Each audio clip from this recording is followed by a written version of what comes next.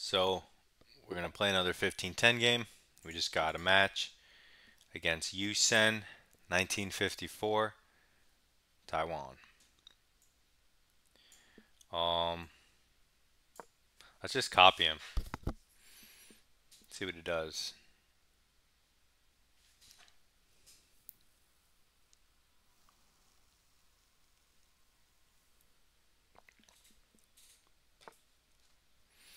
B3.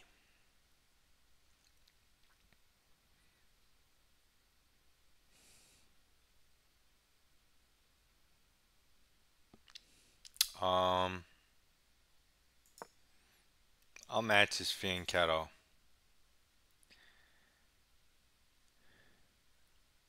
Okay, so I'm already out of theory. I have no idea. So I'm sure like this is a move, this is a move, this was a move. But I did this. I don't want him pressuring me all game. And then I have to have my bishop here. I'd rather just have it here. And if he trades it, then he trades it. I'm just going to go with my plan. Keep my center flexible since he didn't full commit. So he's probably going to do this.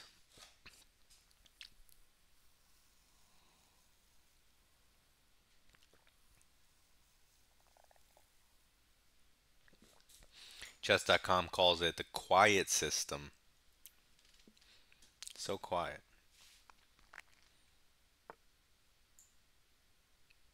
I'm actually not going to castle. The question is, should I go d6 or d5?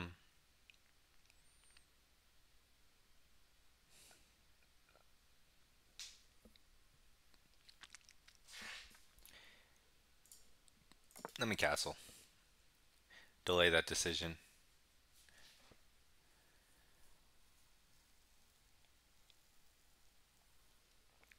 I didn't want to castle last move because I figured he can just immediately start launching stuff.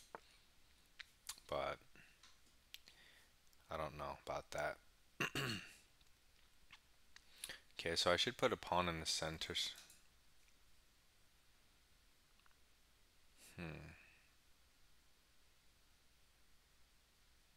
I mean, this does look good too. Like a king's Indian type. Although this...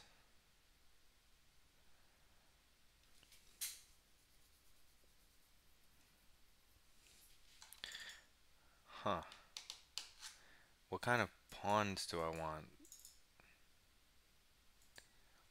I'm gonna go d6. Stay on the dark squares.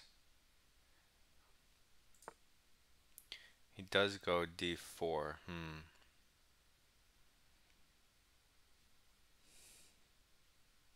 So now I'm thinking of bringing my bishop out.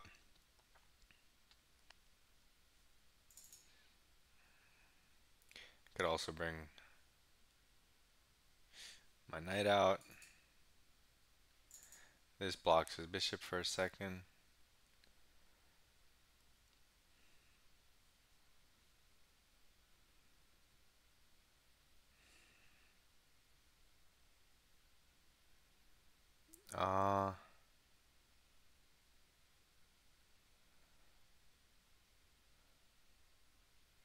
What should I do? There's c6, but it doesn't seem necessary. I think I'll develop my bishop somewhere.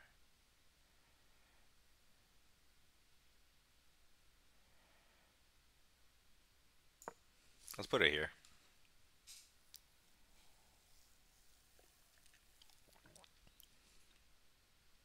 Oh, actually, c5 I had, right?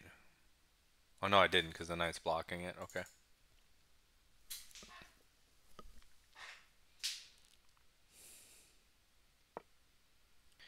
Okay, he develops the other knight. Makes sense. I should put a knight here to support one of these. I could also move this knight immediately, but then it gets kicked. Not too thrilled with the jumps, so let's develop this one. I'd rather go here. and support a central push, whichever one happens to be. And I don't play the King's Indian, so I don't know the actual idea. So this is all off the top. All off the top. Removed username. Apparently, what's up, Ryan? Apparently, uh, Splooge McDuck was just, you know, way too hardcore for the chess community.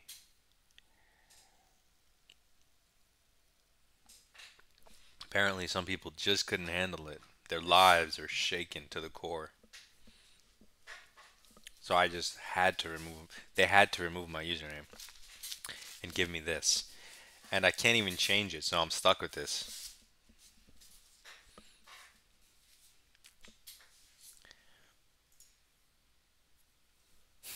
Crazy.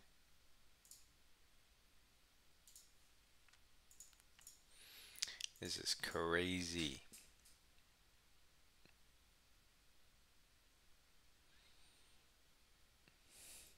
I mean, to get this in, so let's say you would need so many like takes, right? Takes. I guess you'd only need one more. We can arrange that quite easily with a rook or a queen. We also could play c5 immediately.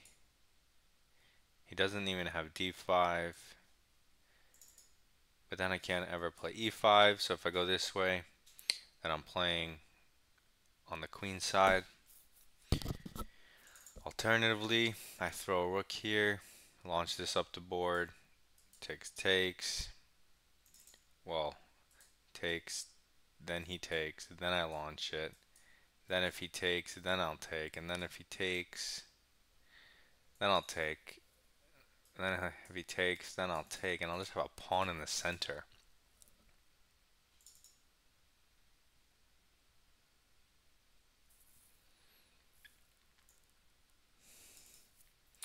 That's interesting. So rook e8 or c5, which one?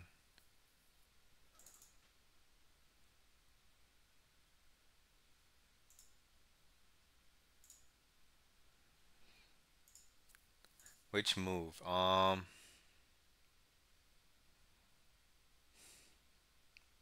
Assuming he wants to play this, I guess I won't have c. Well, let's just do this. It might be useful here anyway.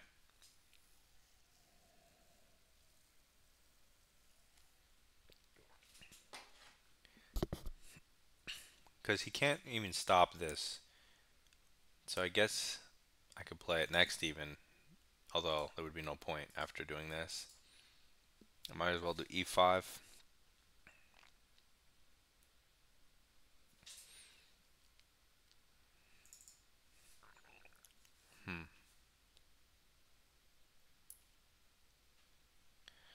Huh, interesting structure. Sure, c5 was a move there. Yeah, not being allowed to change it is. Okay, so he's kicking my bishop. And if I did move it back, it's not the worst.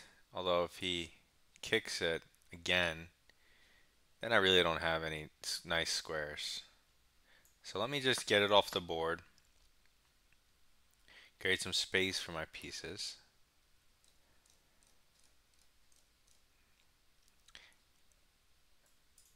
And now if I throw this, and he takes it, and I take it, he takes it, and I take it. He can move his queen, I can move my queen. I'm gonna send it.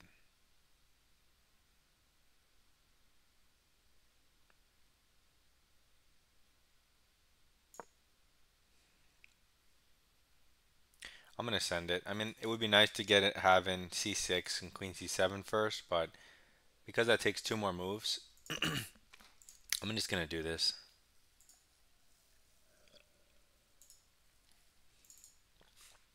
But yeah, c6 and queen c7 is nice because your queen's out of the way, supports the pawn again, lets the rook swing in. But if he doesn't want to trade, I mean he could trade, but then I'll get to the file, and then he can test it. So I guess it's the same thing. He doesn't have like a c2 square, which he would like to put his queen, so he could swing a rook over like that. We both want this square. He'll probably just take. I don't see him pushing. He might push though. Although if he pushes,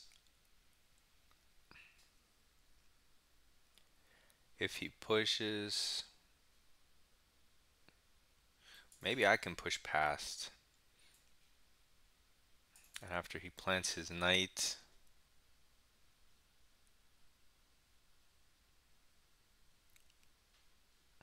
that's tricky. I could plant my knight. Okay, he takes. I could take with the pawn first. Then he can't take. I could take with the pawn first. This does allow his bishop to get to a nice square. And if I take with the pawn, then he can't take back because he would lose a piece. Let's take with the pawn so that this bishop has a harder time finding a good square because this looks kind of nice. Although I was going to play c6 anyway at some point.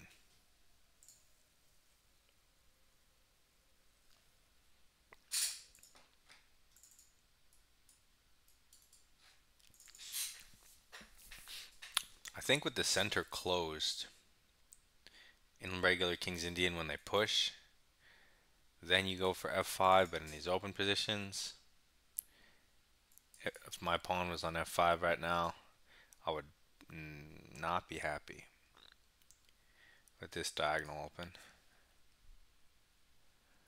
Bishop coming here, knight coming here. Yeah, this is super open, so it's good for some bishops as long as I can control this bishop a little. And this one's kind of contested, so that's fine. I'd say it's pretty even. If anything, my pawn is in the center and his is not.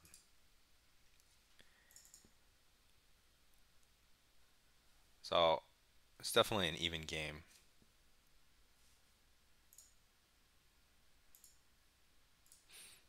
Yeah.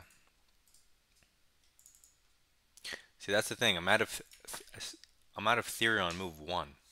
That's the problem. So he goes c4, logical move. Logical but not scary. First move I look at is kicking the knight, which looks like he'll jump in here. Does that do anything for me? I can kick the knight,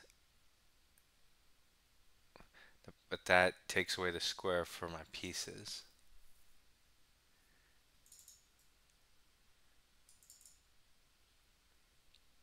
I also could jump in, which doesn't...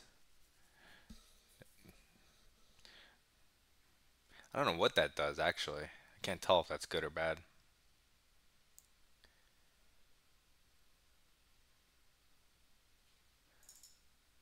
I mean, what does he want to do? He can't really move anything. Except queen here and rook over. That's his plan.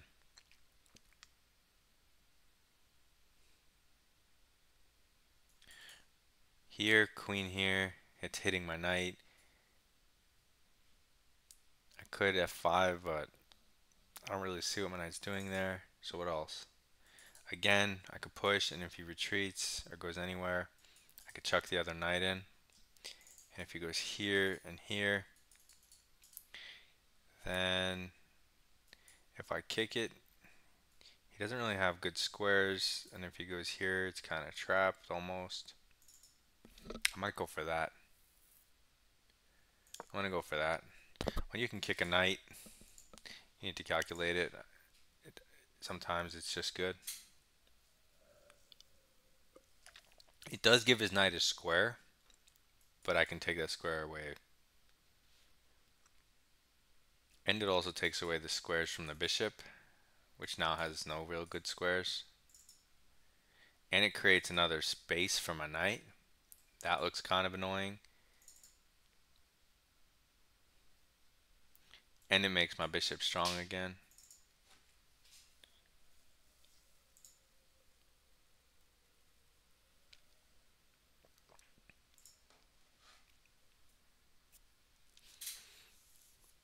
Well, at the moment, I'm not worried about him doing anything with these pawns, because he's still got to address my threats and also improve his position. He has to improve the bishop, the queen. I have to improve my queen. But even I don't even have to take the time to do this. I can go queen e7, put another defender, another thing here, get out of the way immediately. So queen e7 looks good enough. Normally, you do this in a lot of structures, but the way the game played out, move by move, it just never happened. I feel like, okay, so he does go here. It really doesn't have a lot of squares. The thing is that like the knight does look good here, but I can always use this square, I guess. So I kind of want to kick it because he doesn't really have, unless he plans on going in here. So like here, here. This square is unmonitored. And so I can prepare this with a6 so that when I go here, he literally only has one move. And queen here is a natural move, so he might accidentally take away his only escape square. This also, I mean, it controls the square, which is nice. This also controls the square. The knight's not actually threatening anything. It's not so scary. But this is a pretty big threat, because even if it does go here, where's it going?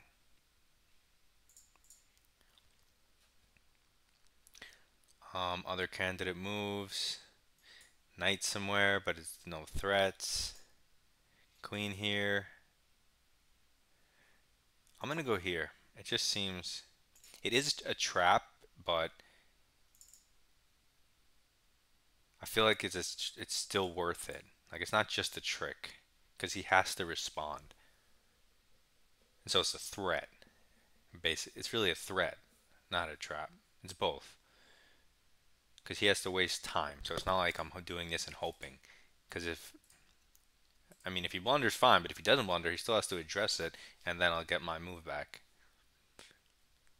And it's not obvious what this does.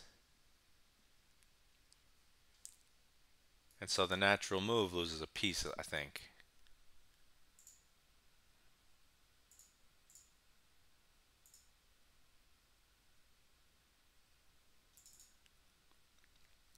And now his pieces are kind of tangled.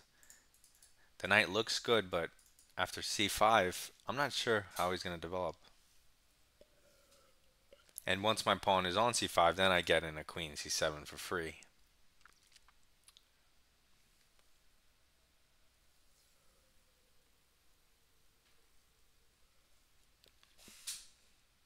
And then in knight e5, rook a d8.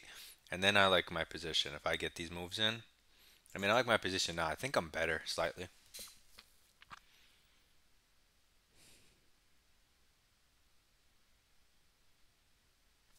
I think I'm positionally better. And this guy's pretty high rated. That's nice. So we'll get 8 points if we win. Break 1950. That's a new high.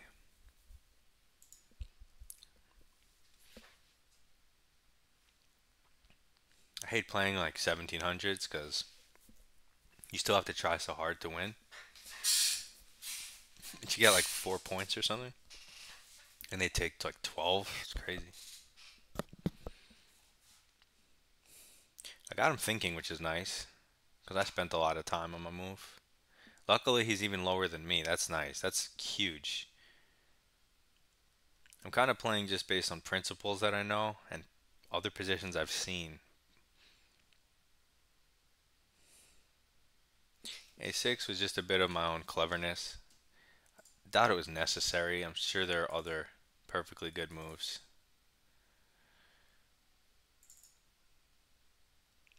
But something about this move I like.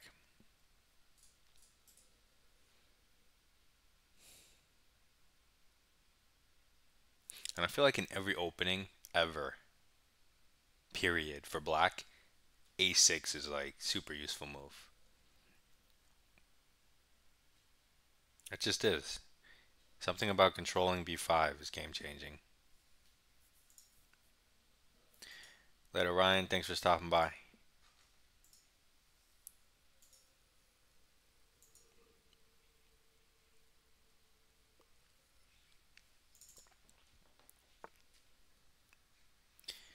Oh, wow. So he preempts the attack. But now his knight's, on C2. And what about his queen now? So I'm okay with that.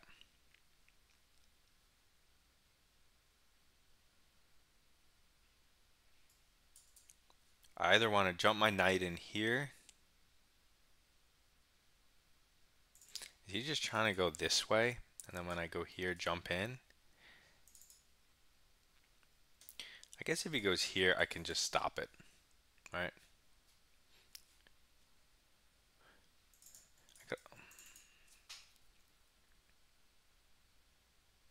Like if I go here now, and he trades queens, and throws a rook on the file. Yeah, my knight's just hanging.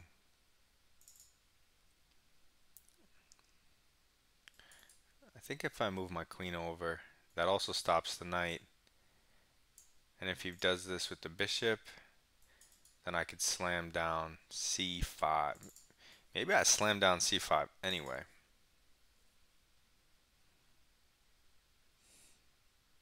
No, I'm thinking go here first.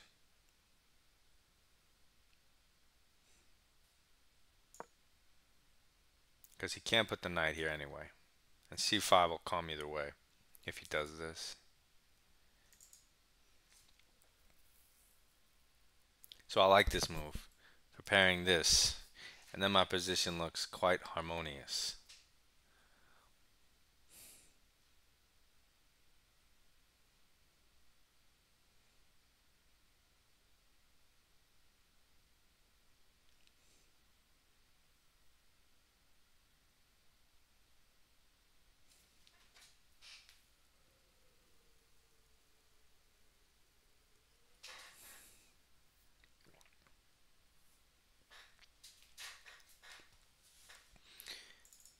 Okay, this is good. This is good. He's not sure what to do. He goes b4, hitting this square, loosening the light squares a bit.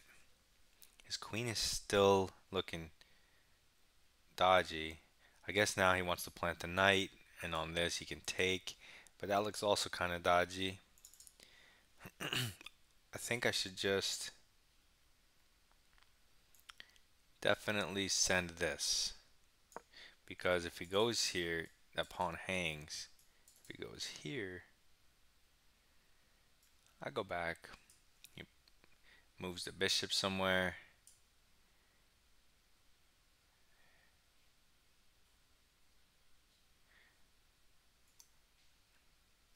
I don't know. Rook back, pawn somewhere. We'll see.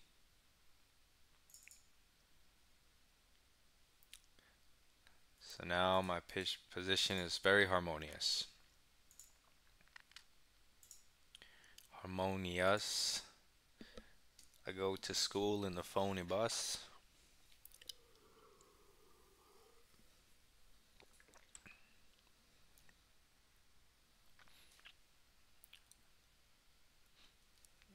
Things are looking good. He's 2 minutes down. That's what I like to see. Man, I'm wearing the crown.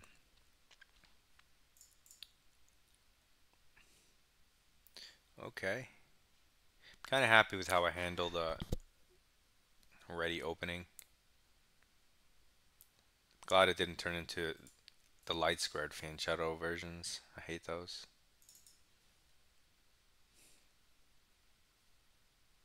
He has this, but I feel like, if anything, I've been the one putting the pressure on the dark squares, so. It's almost like I'm white and he's black with the passivity. So he dodges with the queen. Glad to see another move like that.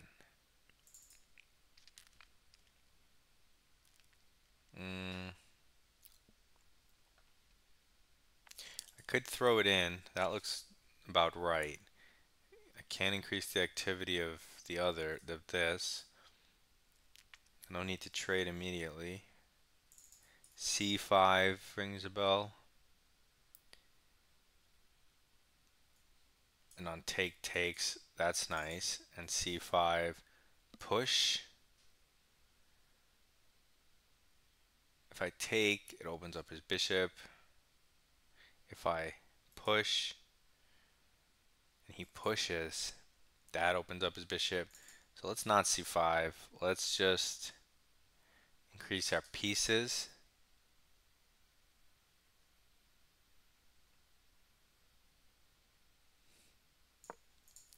I don't know if this is any good, but even if like this, if I get a pawn in here, maybe I can hold it. Maybe he picks it off.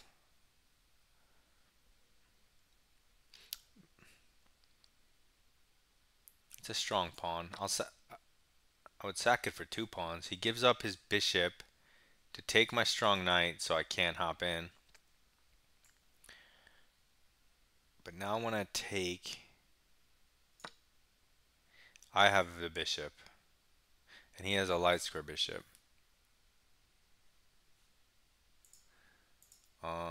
Okay.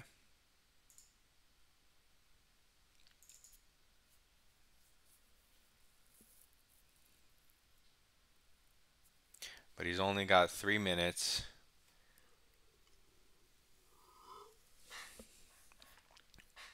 That's 3 digits to finish. To see if he's the winner. If he gets the chicken dinner. But he disconnected.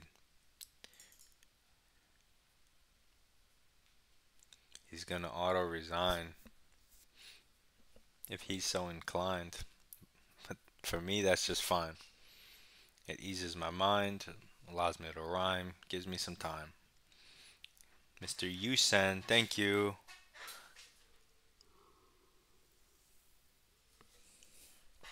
Because I was worried you were just gonna throw some rooks in the middle, throw some queen trade everything off. And then who knows? I have this pawn, maybe you take it, maybe you lose one of these. You got 1 rook left, causing me problems. We trade some pawns, and a draw. That's what I was actually thinking, but you losing internet connection is a way better strategy.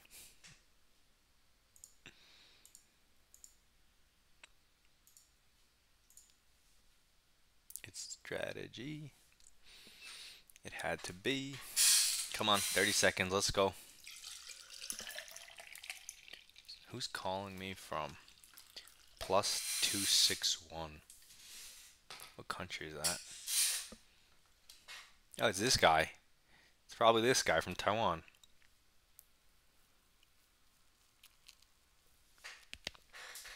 8, 7, 6, 5, 4, 3, 2, 1. And the game's done. That was fun. Thanks for the elo. Gotta run, Yusen. +8, 1955. Let's go. And it was a perfectly balanced game at this point. Black is probably preferable just because it's from an easier to play perspective. I would definitely pick black here. But no real advantages. Let's game review it. 96.4. Oh, that's him. 97.4. Let's go. I played like a 2750 and he played like a 2750. But he had two inaccuracies. That's not 2750. We just started the game. Okay, this is the ready opening. I played this 5 times apparently.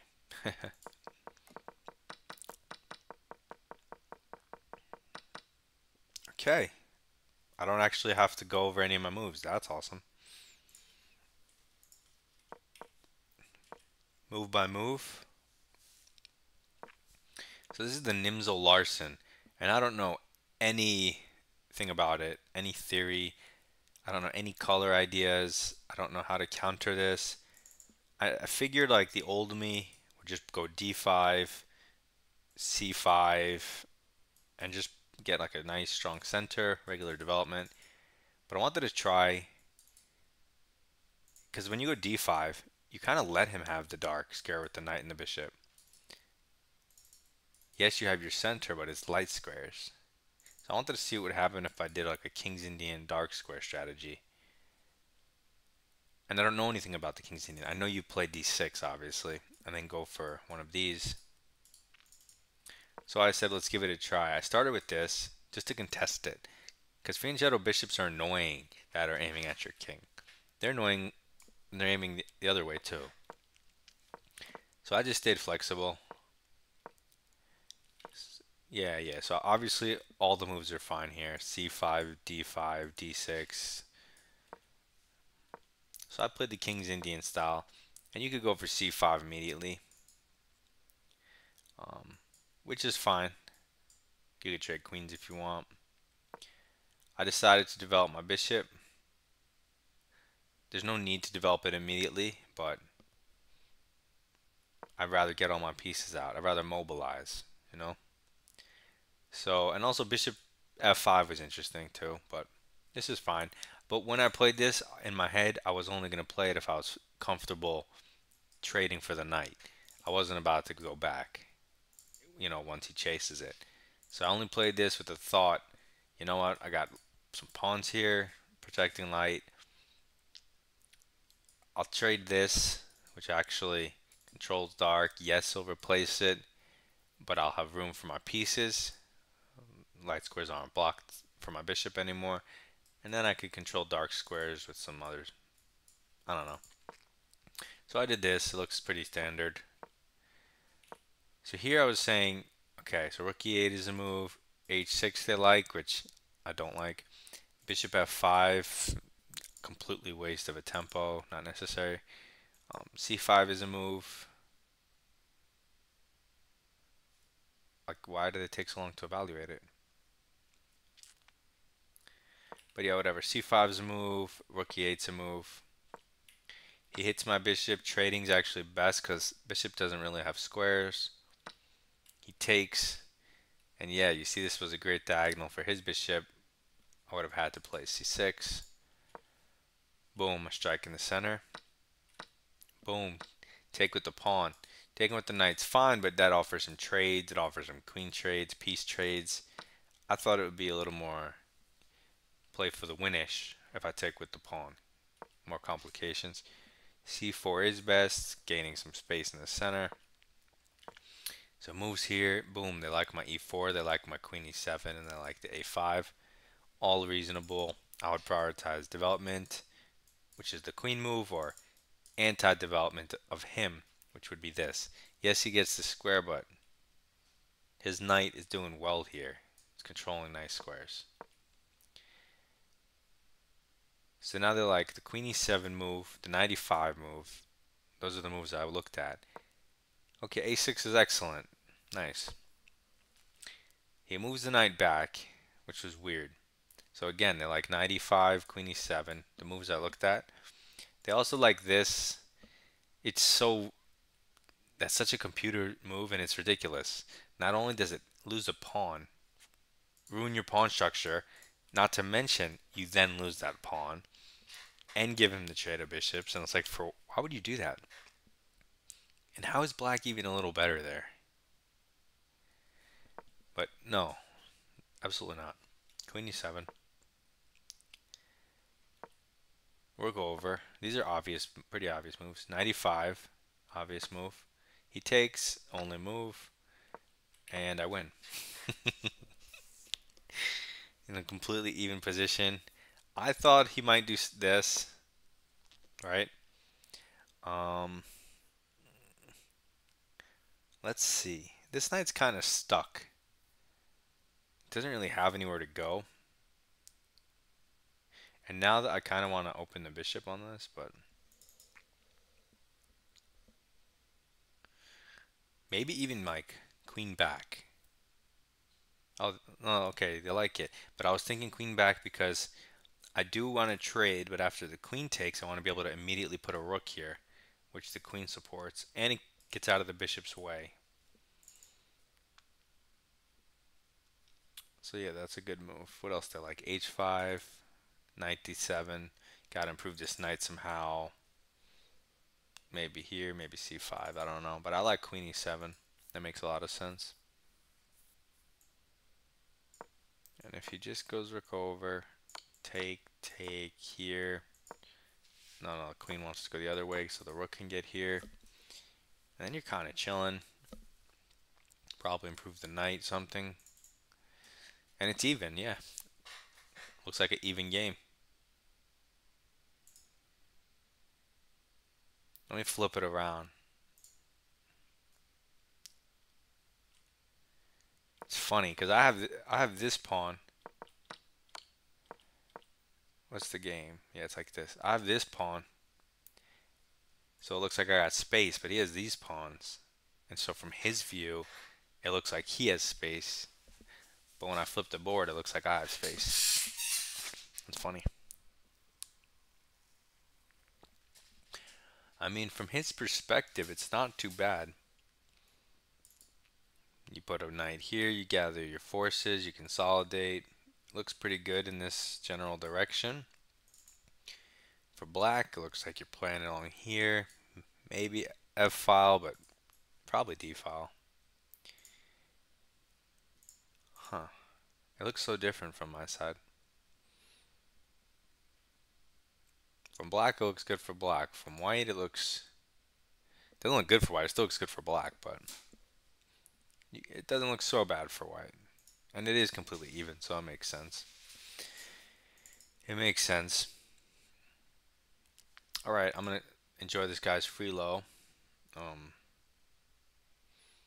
So we broke 1950. That's that.